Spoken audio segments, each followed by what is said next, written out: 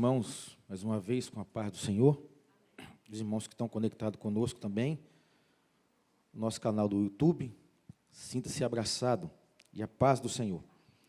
Nós daremos continuidade à exposição do livro de Coríntios. Nós leremos aqui o capítulo 15. Convido os irmãos a abrir as Bíblias. A partir do verso 9 até o verso 34. Nós falaremos aqui sobre a ressurreição, onde Paulo ele enfatiza sobre a ressurreição dos mortos, onde ele explica sobre a ressurreição. E esse capítulo ele é todo voltado para essa explicação. Assim nos diz a palavra do Senhor nesta manhã. De outra maneira, que farão os que batizam por causa dos mortos, se absolutamente os mortos não ressuscitam? Por que se batiza por causa deles? E por que também nós nos expomos a perigos toda hora? Dia após dia morro. Eu protesto, irmãos, pela glória que há em vós outros, em Cristo Jesus, nosso Senhor. Se como homem lutei em Éfeso com feras, que aproveita isto? Que me aproveita isto? Se os mortos não ressuscitam, comamos e bebamos, que amanhã morreremos. Não vos enganeis, as más conversações corrompem os bons costumes. Tornai-vos à sobriedade, como é justo, não pequeis, porque alguns ainda não têm o conhecimento de Deus. Isso digo para a vergonha vossa. Oremos. Senhor, nós estamos diante da Tua palavra. Nós pedimos que o Senhor venha nos abençoar, que a Tua presença ela venha encher os nossos corações. Bendito seja o Senhor, porque o Senhor ressuscitou e está vivo. Essa é a nossa esperança. Se morremos para este mundo, nós viveremos para o Senhor.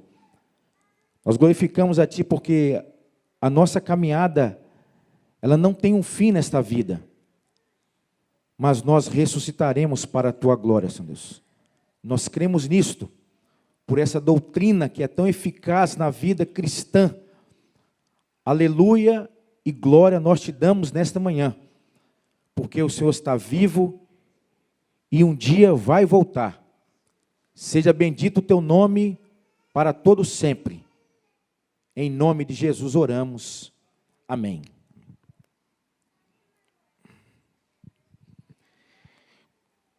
Irmãos, nós temos exposto a palavra no livro de Coríntios já há um certo tempo, não é isso?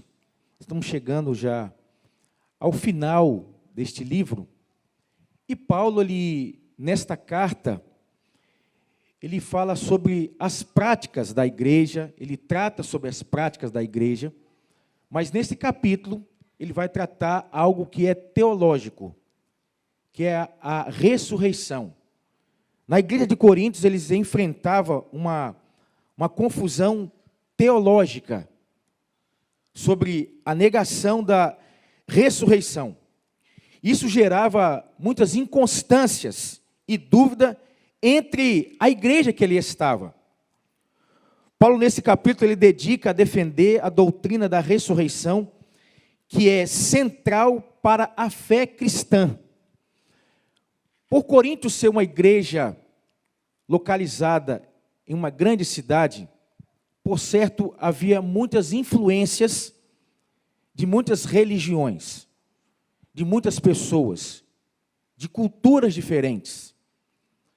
Então, quando Paulo ele escreve essa carta, combatendo esta prática e desse entendimento que havia na igreja de Corinto, acerca da ressurreição, muitos que ali estavam, não estavam crendo na ressurreição. E Paulo ele combate isto. Se não há ressurreição, então nada tem valor para nós. se nós cremos na ressurreição, a nossa vida ela não se acaba aqui. Ela não se acaba aqui. Cristo, Ele ressuscitou, Ele é a primícia. Cristo, Ele é a primícia da ressurreição.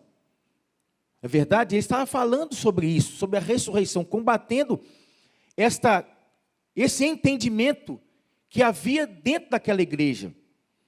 No verso 1 fala assim: de outra maneira, o que farão os que se batizam por causa dos mortos? Se absolutamente os mortos não ressuscitam, por que se batizam por causa deles? Eu acho que esse versículo é um dos versículos mais difíceis do Novo Testamento. Então, vários teólogos, eles tentam explicar, mas eu acho que não tem assim um fechamento. É muito difícil a explicação. Mas o que Paulo ele estava falando? Sobre a ressurreição. Que Cristo, Ele ressuscitou, e que a igreja, ela crê também na ressurreição. Ponto.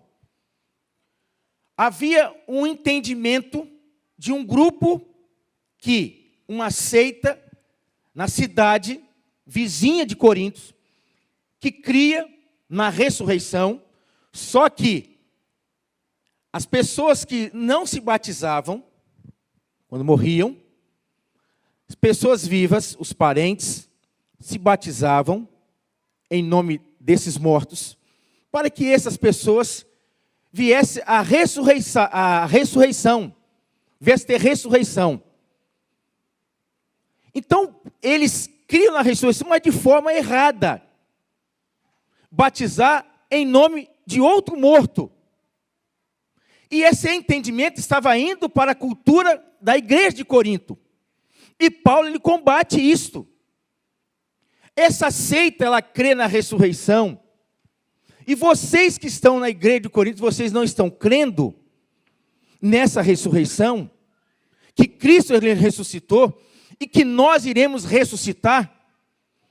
O que faríamos nós se a ressurreição não tivesse sido feita, se Jesus Cristo não tivesse ressuscitado? Interessante, irmãos, que há um grupo de pessoas que crê nesse batismo pelos mortos.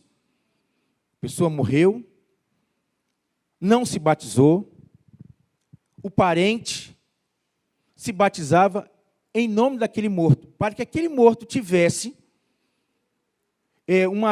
um benefício na ressurreição. Mas isto, Paulo ele combate. Não há ninguém que pode batizar pelo morto. Tem como nós batizarmos pelo morto a pessoa que morreu? Uma vez morreu, acabou. Eu não posso me batizar por uma pessoa que já morreu. Eu não posso ter benefício. Ela não vai ter benefício. Nós batizamos em nome daquele que está vivo. Jesus Cristo. Ele está vivo. Nós batizamos em nome dele, porque somente ele tem condição de dar vida ao homem. Outra pessoa não tem condição de fazer isso. Somente Cristo ele pode trazer vida ao coração do homem. Então Paulo ele combate este entendimento. Isso é um entendimento teológico. Esse entendimento não poderia permanecer na vida desta igreja. Porque esse entendimento, futuramente a igreja ela iria se corromper. Ela iria se acabar. Então Paulo mostra a esta igreja que em Jesus nós temos vida e vida em abundância. Que Jesus Cristo ele ressuscitou e nós em Cristo nós também iremos ressuscitar. Se nós pegarmos no Novo Velho Testamento, eles entendiam que se eu fosse batizado, eu seria salvo. Eles atrelavam a salvação ao batismo. Nós pegamos alguns exemplos. A palavra fala o seguinte: se nós crermos e formos batizados, nós seremos salvos. Não é isso? Se crer de todo o coração e for batizado, você vai ser salvo. Então, esse era o entendimento daquela seita. Eu sou batizado e eu serei salvo. Se eu não for batizado, eu vou para a condenação. Então as pessoas com aquele entendimento faziam esta prática. E Paulo ele combate esta prática. Isso não tem um fundamento bíblico. Então aquela igreja estava com essa influência. Então a igreja de Cristo, ela precisa entender que só há um que pode trazer vida ao homem, que é Jesus Cristo. E nós cremos na ressurreição.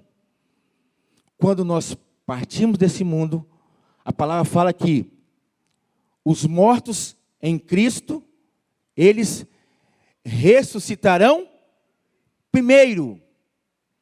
Nós que morremos em Cristo, nós ressuscitaremos primeiro, para a glória dele. Então muitos irão ressuscitar.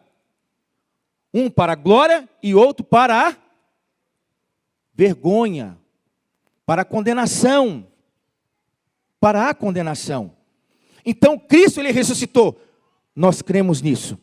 Nós cremos que a nossa vida não se acaba aqui. Que nós também iremos ressuscitar no último dia. Essa era a tônica que Paulo ele estava falando para esta igreja. Sobre a ressurreição.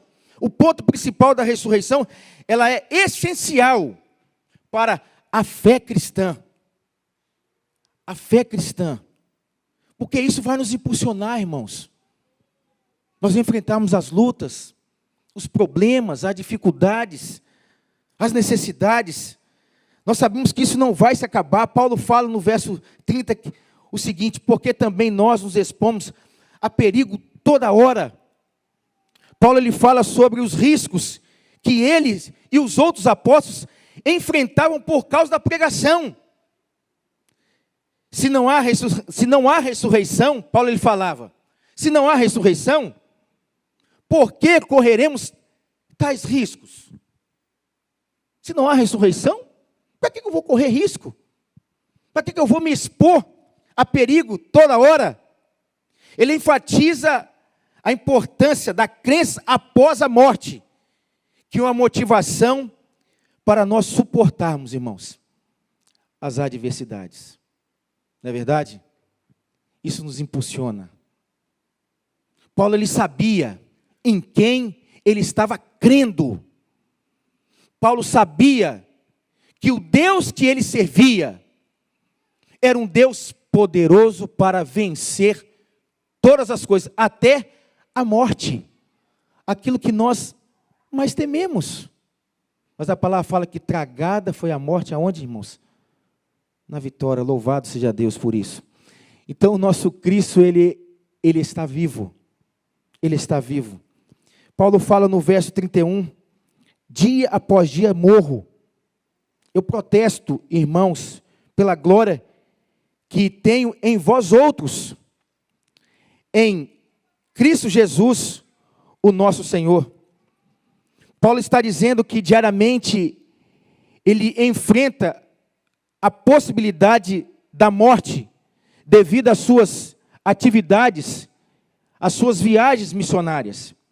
E nós vemos o que Paulo sofreu. O que Paulo sofreu nas suas viagens missionárias?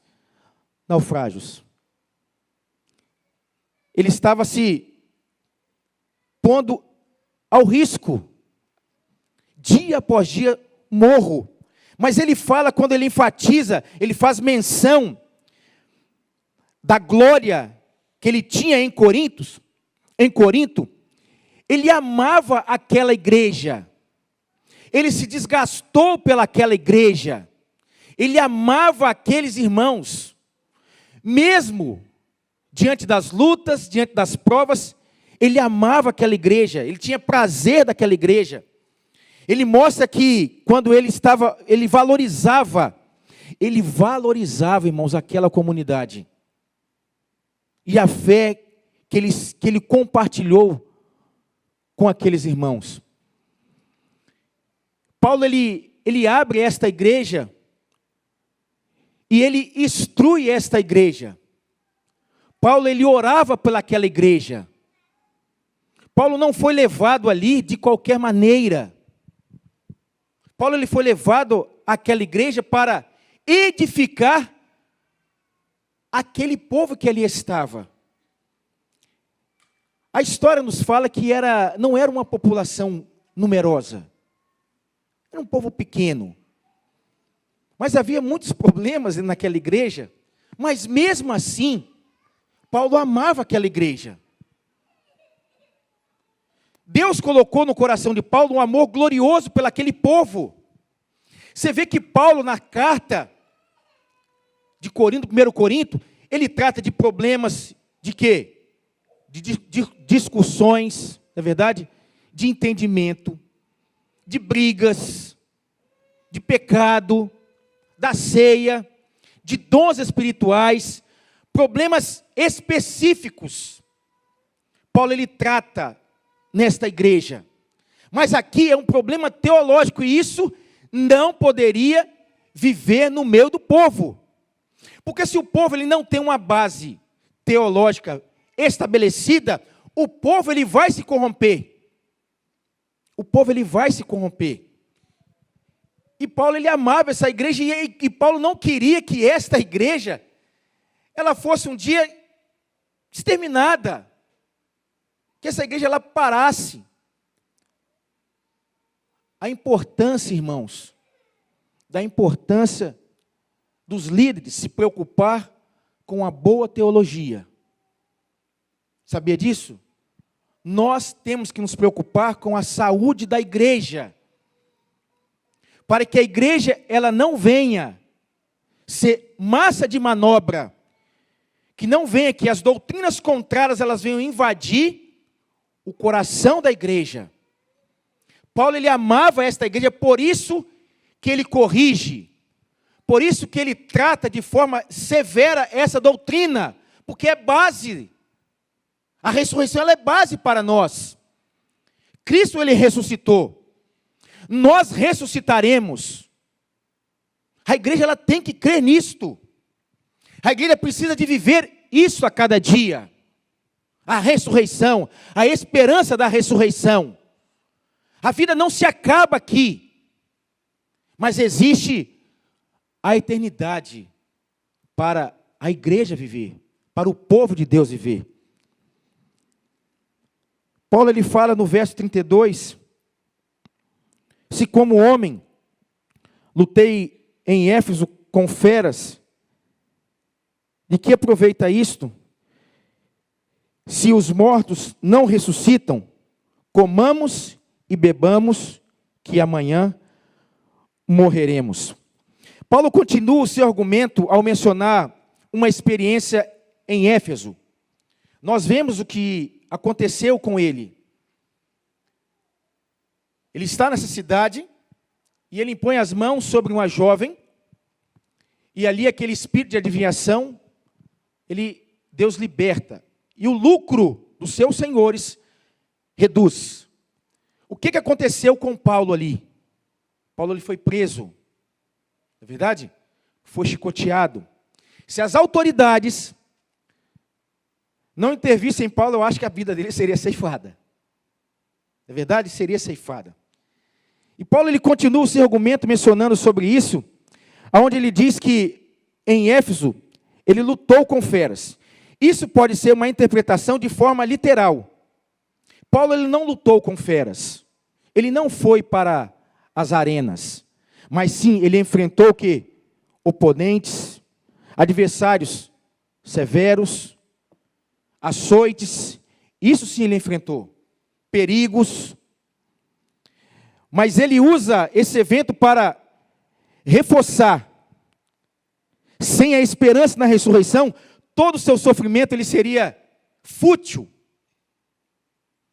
Paulo ele usa essa experiência que ele teve dos açoites, dos naufrágios, das guerras. Enfrentou muitas guerras, na verdade, irmãos, teológica, para combater a doutrina que estava entrando na igreja errada. Isso é um combate. E Paulo fala no final da sua vida, ele chama um pastor jovem, Timóteo, vem ter comigo depressa.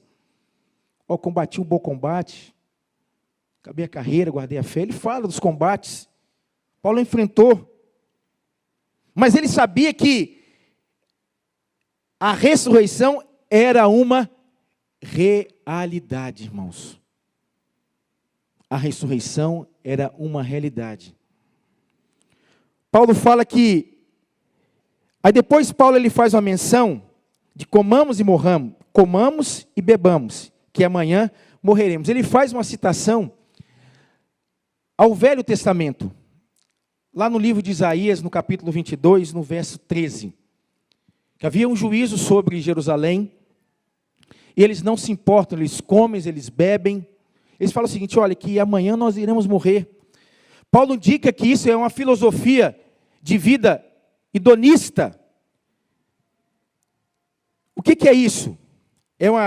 O hedonismo é uma cultura, é uma filosofia de vida que defende a busca para prazer com fidelidade da vida humana.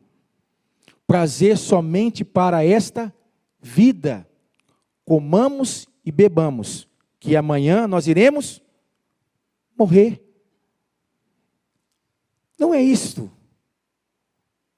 Então, Paulo falou, então, já que não há ressurreição, já que Cristo não ressuscitou, já que não há ressurreição dos mortos, façamos o seguinte então, vamos comer, vamos beber, que amanhã nós vamos morrer. Pronto, vamos fazer isso. Mas ele sabia que isso não era verdade. Ele sabia que havia esperança em Jesus Cristo. Paulo sabia disto.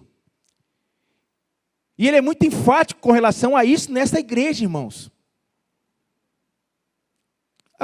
Vocês não estão crendo na ressurreição? Faz o seguinte, come e bebe. E pronto. E vão morrer. Olha o entendimento, irmãos, desta igreja, deste povo que ali está. Uma seita acreditava na ressurreição, só que a sua prática era errada. Não havia uma base bíblica naquele ato aquela seita que havia, de batizar em nome dos mortos. A igreja que lá estava dentro de Coríntios não cria na ressurreição. Isso é grave. Esse entendimento. Vocês não estão crendo? Então come e bebe, que amanhã nós vamos morrer. É isso que a palavra de Deus nos fala? É isso que a palavra nos ensina?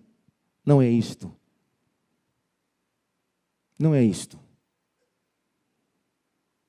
Vamos passar dessa vida? Sim, nós cremos. Viver é Cristo e o morrer para nós é ganho. Há uma eternidade para nós vivermos, irmãos.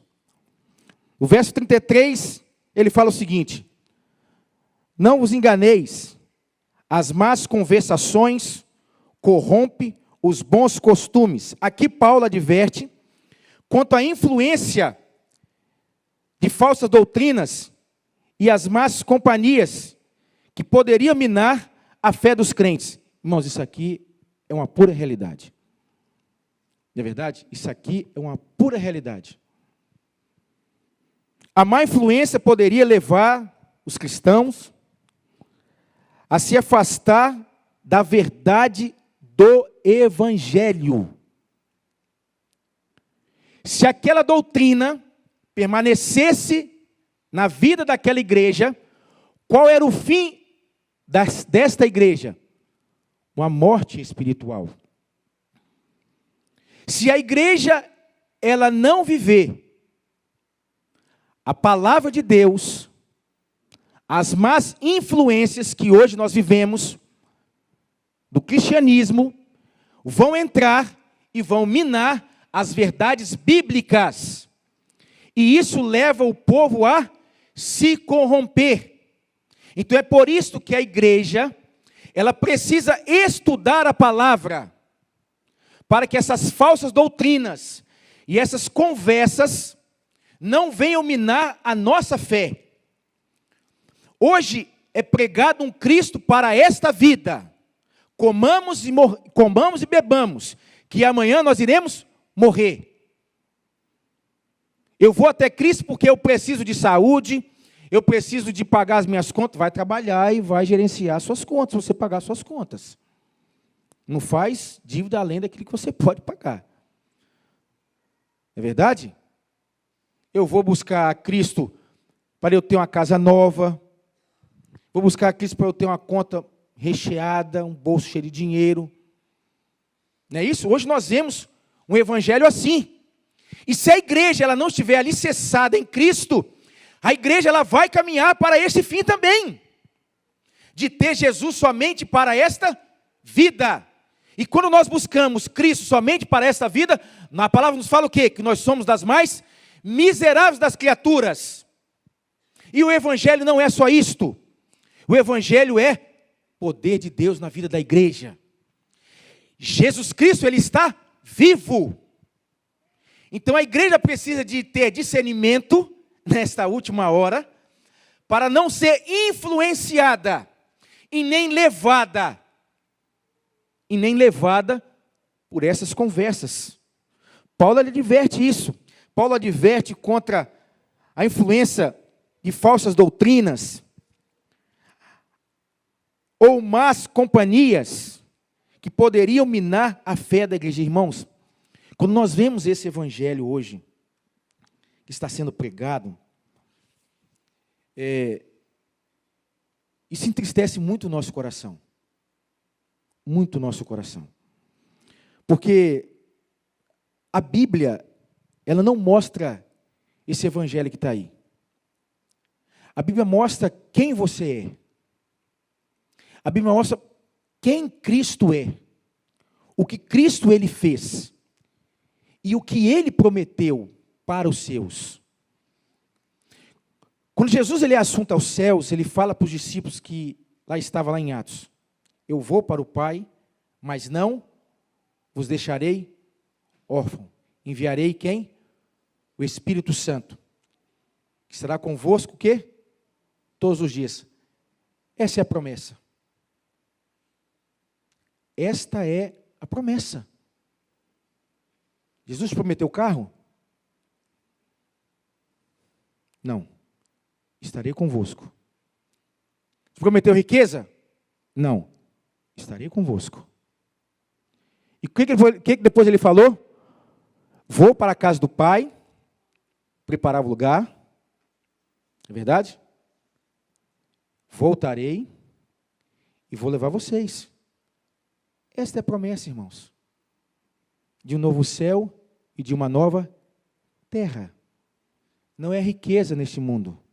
Não é prosperidade neste mundo. Não é isto. O Evangelho não é isto. O Evangelho não é isto. Paulo fala no verso 34, tornai-vos a sobriedade, como é justo, não pequeis, porque alguns ainda não têm, olha bem, a igreja que lá estava, Paulo falou assim, muitos não têm o conhecimento de Deus, isso digo para vergonha vossa. Triste isto. Paulo está chamando a atenção desta igreja. Paulo exorta os coríntios a se afastar do pecado e viver de acordo com a justiça. Ele enfatiza que alguns ainda não tinham o conhecimento da verdade, do verdadeiro Deus. E isso para ele era o quê? Vergonha. Paulo instruiu aquela igreja. Foi Paulo que abriu aquela igreja. Paulo foi o maior plantador de igreja. Um dos maiores teólogos. O ensinamento que Paulo ele transmitiu àquela igreja era um ensinamento puro. Botar assim, um ensinamento raiz, direto da fonte. Paulo ensinou isso para aquela igreja. E muitos que lá estavam não tinham ainda o verdadeiro conhecimento de Deus, e para eles isso era vergonha. Então Paulo chama para o arrependimento. Ele sugere que essa falta da incredulidade, da fé, de não crer que havia ressurreição, essa chamada ao arrependimento, sugere que a falta de fé na ressurreição poderia estar contribuindo para com o comportamento pecaminoso. Então essa prática, esse entendimento da igreja de Corinto estava levando a um comportamento pecaminoso. O apóstolo, ele quer que os crentes acordem espiritualmente e vivam à luz da esperança da ressurreição. Era isso que Paulo lhe estava falando. Vocês precisam acordar desse sono espiritual. Vocês precisam buscar a Cristo, para que esse comportamento pecaminoso venha sair do meio de vocês. Esse entendimento que vocês têm, que é errado sobre a ressurreição, ele venha sair do meio de vocês. Era triste Paulo falar isso. Era triste Paulo exortar, mas era necessário. Quem sabe, irmãos, aqueles que estão nos ouvindo nesta manhã, estão assim também, em um sono espiritual. E essa prática, esse comportamento é um comportamento pecaminoso. Nós precisamos de buscar a Cristo todos os dias da nossa vida. Nós precisamos de andar em santificação. O Senhor nos chamou, nos elegeu, nos chamou pela sua graça para nós sermos santos e irrepreensíveis. Essa é a ordem de Cristo para nós. Ser de santo, como eu sou santo. E muitas vezes nós temos dificuldade de imitar. Paulo falou o seguinte: sedes o quê? Meus imitadores. Como eu sou de Cristo. Muitas vezes nós queremos andar do nosso jeito, o nosso pensamento, mas nós temos um exemplo glorioso que é Cristo. Imitamos a Ele, irmãos. Vivemos uma vida de santidade. Vivemos uma vida de renúncia. Não podemos deixar que a influência deste mundo venha impedir uma operação de Deus na nossa vida. Que possamos a cada dia nos voltarmos para as Escrituras para conhecer mais de Deus. E muitas vezes nós não queremos isso. Nós queremos o milagre. Não é isso? Nós queremos somente as bênçãos. Mas não é isso que leva você e eu conhecer a Deus. Sabe o que faz você conhecer a Deus? Quando você examina as Escrituras. Você vai saber quem você é, o que você merece, e você vai entender quem Deus é e o que Ele faz.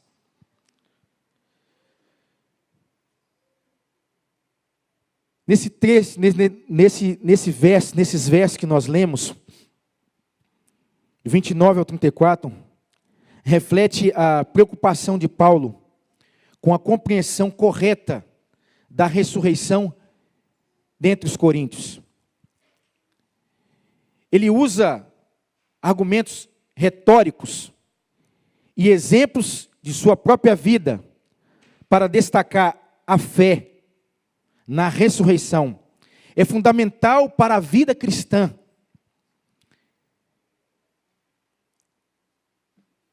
Sem essa esperança, irmãos, o sofrimento, o sacrifício, até mesmo a conduta moral dos crentes seriam em vão. Paulo, ele chama os coríntios para abandonar os erros doutrinários e viverem uma vida reta, com base no conhecimento de Deus e na certeza da vida eterna. Louvado seja Deus. Não é diferente para nós. A palavra ela vem para nos instruir. A palavra ela vem para nos corrigir, para nos educar. Havia preocupação de Paulo naquela época. A igreja de Corinto. Se a palavra chegou aos nossos dias, há essa mesma preocupação. Nos voltemos para as Escrituras. Buscamos a Deus através das Escrituras. Porque assim, os erros doutrinários, nós não iremos viver, irmãos. Nós não iremos viver, mas sim viveremos uma vida reta diante de Deus, com o conhecimento pleno. Não vou botar um conhecimento pleno, porque ninguém consegue, né? Conhecer Deus na sua plenitude. Mas um conhecimento para viver ainda nesta vida. Precisamos disso. Porque assim nós temos a certeza que Jesus, Ele está vivo. E é um louvor muito bonito. Porque Ele vive, eu creio no amanhã. Porque Ele vive, nós cremos nisso, no amanhã. Porque Ele é a nossa esperança. Amém? A igreja de pé. Eliseu, dá um tom ali. Nós cantamos somente essa parte. Porque Ele vive, posso crer no amanhã. Porque Ele vive, temor não há. Porque eu bem sei. Isso é maravilhoso. Isso é a nossa esperança. Nós estamos de pé porque nós cremos. Vive, posso crer no amanhã,